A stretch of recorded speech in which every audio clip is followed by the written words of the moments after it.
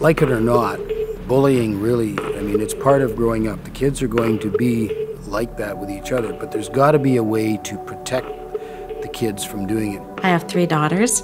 All 3 of them have been bullied in some way. The youngest, Katie, and the eldest have experienced sexual abuse at school. If I had the choice to send my child to any school in the community, whether it was a private school or a chartered school, that at least there would be more accountability in the system. Part of the problem right now is we have school boundaries, and the kid who lives in this particular area, he has to go to that particular school. He doesn't have any choice. For an example, they live on the south side of the street and are attending a school because that's in their boundary area. And there's a school maybe across the street and down 5 or 6 houses, so not very far. And to get away from the bullying that's happening at this school, they want to be able to transfer over. And the boards say no boundary exemptions. You have to stay at this school. There's so many things that go on in the classroom that the teacher just is not aware of.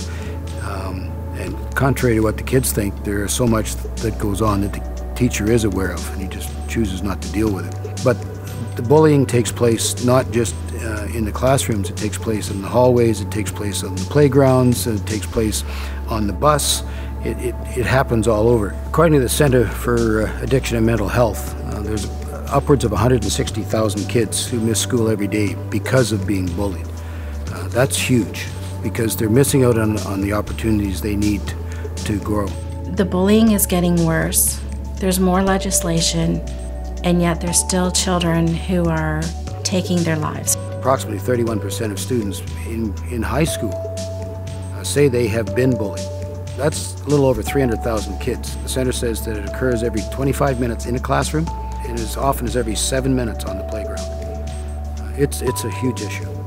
The teacher called me and said, Penny, I'm calling because I want to apologize that I can't guarantee to keep your son safe at school anymore. And I said, oh, that's great.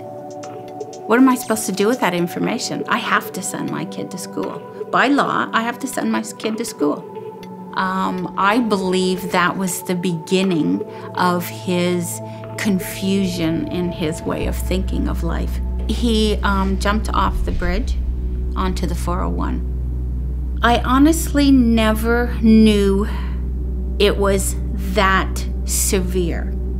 Nicholas swore up and down he would take care of it, that the staff was handling it, they were doing their best to work with it.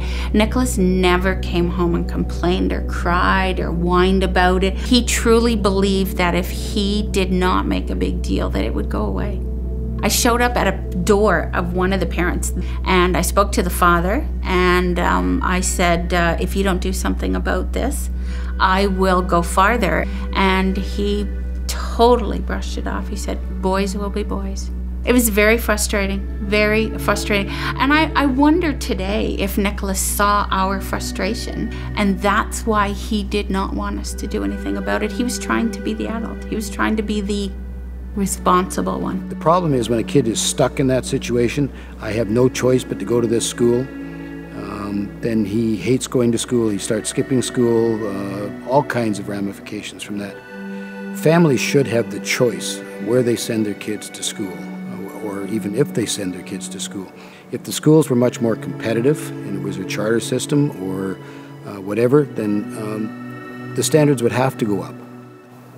Stop being blind. Stop thinking if you close your eyes it'll go away.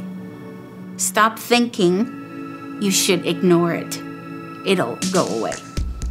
Because you don't ignore things to make them go away. You hit them head on, you face them head on, and you speak about it. Nothing goes away by being silent. Speak up. Do something about it.